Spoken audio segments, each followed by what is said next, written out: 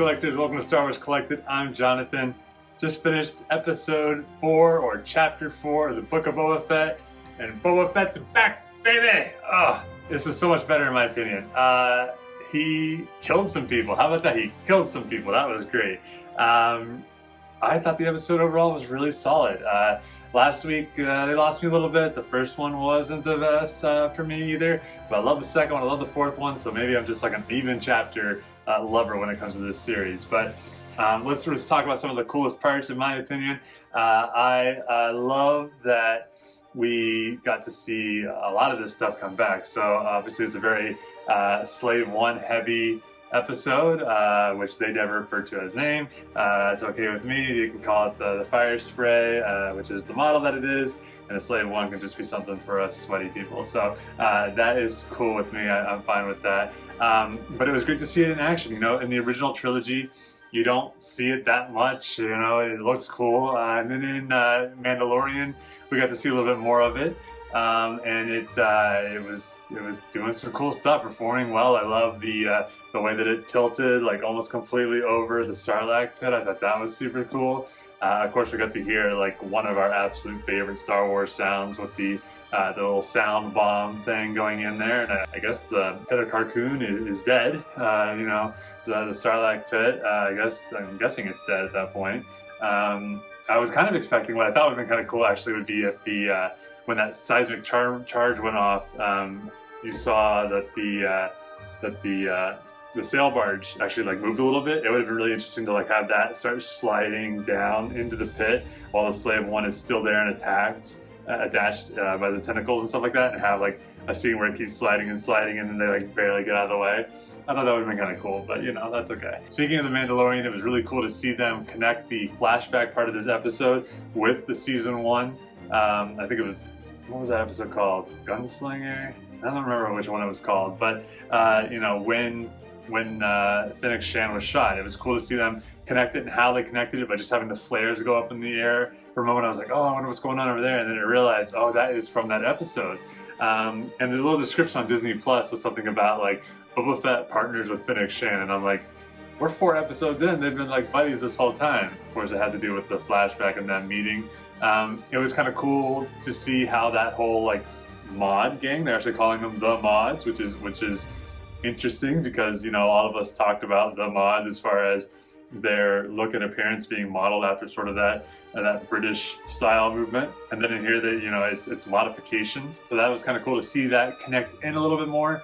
You know, I'll say I didn't really miss that gang this episode. I'm not anti what I was calling the Mos Vespas, but I was fine with sort of taking a little bit of time and focusing on our kind of 2 core characters. Fennec Shan is a character that I went ahead and pre-ordered the hot toy of, and it was cool to see really a fairly Fennec Shan centric episode of this. That being said, it was also still very Boba Fett, and to me it was very much the Boba Fett that I kind of think of. I loved when he was flying over the you know, the swoop bike gang and just mowing them down, every last one of them gone, and not a grin, not a you know, a yell, just cold-blooded. You know, in this situation it was revenge, but I think a lot of us have been kind of looking for that little bit more ruthless side of Boba Fett, and we got to see that in this episode. Another thing that I thought was interesting was that when he came out of the Bacta, he was told that he's done 100%, like he's healed. And it makes me wonder if we're done with flashbacks, because this episode kind of got us caught up to, at least in some ways, to where we come across Boba, obviously in the first season of The Mandalorian. Of course, we'll have to kind of see how, you know, we see the perspective of getting his armor back from his perspective. So we have a couple other things that we can still do in a flashback, but it almost made it sound like we're kind of done with the whole flashback motif, because there's not a reason for him to go back into the Bacta. Of course, Fennec Shan makes the very valid point of, you know, your scars or whatever, your issues on the outside are all healed, but what about the inside? And I think this whole show, maybe more than we kind of thought, was going to be sort of a internal struggle for Boba Fett, going from the badass Boba Fett that we know, to recognizing what is, in a lot of ways, the Boba Fett we kind of know from the Clone Wars.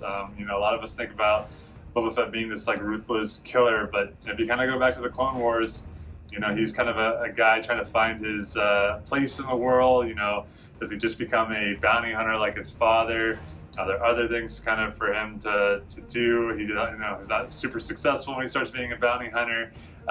So we've kind of seen this Boba Fett before, and I think in this episode they sort of gave us the things that we have been wanting to know as far as his motivation.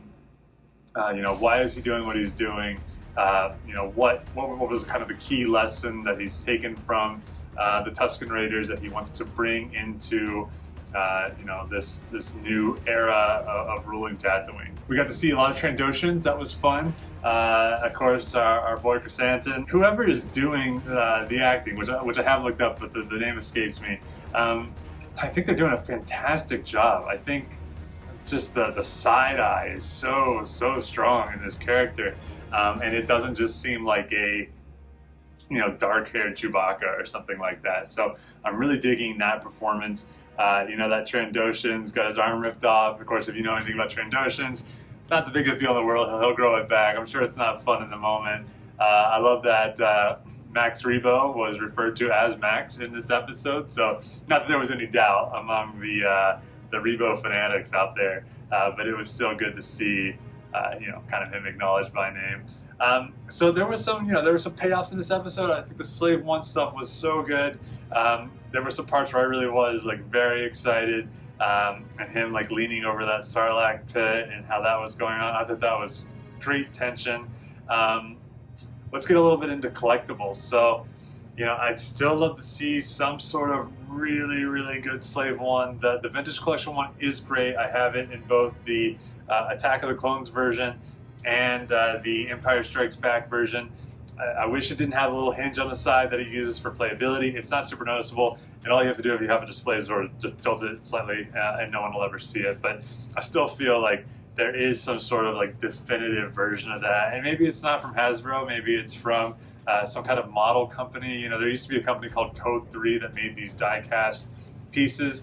For a while, those were going for a couple $100, something like that.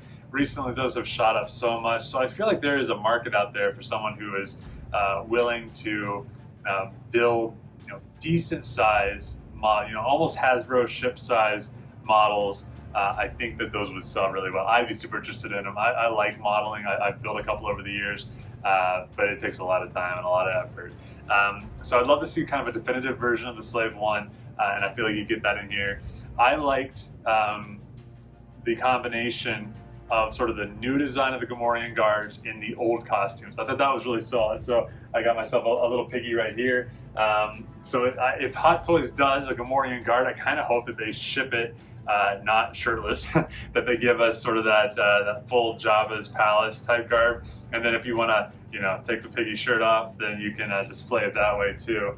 So I think that will be a solid collectible to add to what we've looked at so far. Beyond that, you know, Black Chrysanthemum is just even more, I think, a collectible that I need to have. I'm really hoping that'll be something that's announced. Some people that, you know, we kind of predicted early on, factoring into this more, aren't a lot. You know, the mayor, I think, was somebody that we all kind of thought would be, you know, a main bad guy or something like that. And, you know, we've still got 3 episodes to go, so who knows what will happen. But I think right now, it's, you know, that character is certainly not standing out a lot. And they also made mentions to, you know, things that we saw in the last few episodes but didn't show up again. You had the mayor's assistant mentioned but not shown. The Rancor, we get to see the claws, which was really cool. But Danny Trejo's character wasn't shown. So I thought that was kind of interesting too. I didn't need to see them, but there is sort of like a little side, you know, side characters being talked about. The only other thing I could think of collectible-wise is I thought the group of kitchen droids was really fun. It's not something I would need as a hot toy or something like that, but I could see Hasbro releasing like a 3-pack or something like that of the kitchen droid trio. It was kind of cool to see Jabba's droid from before and her in her, you know, apparently cooking assignment now under Bib Fortuna. So that was cool to kind of see what had happened to that droid. I was kind of expecting her to show up more in the story. So I don't know if that was her death scene. It didn't seem that brutal, but who knows?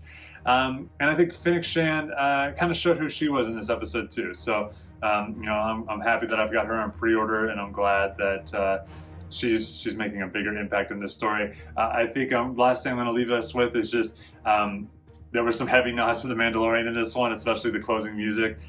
So it makes me wonder, is The Mandalorian going to come into this? Din Djarin himself. It kind of makes sense time-wise, although it kind of seems like we're done with flashbacks. So we'll have to see whether that comes back in or not. But I thought this was a great episode. Maybe not quite as good as number 2, but I like that we got a little bit more focus in the current day, although I thought the flashbacks were super solid too. So guys, hop down in the comments, let me know what your thoughts were on the episode.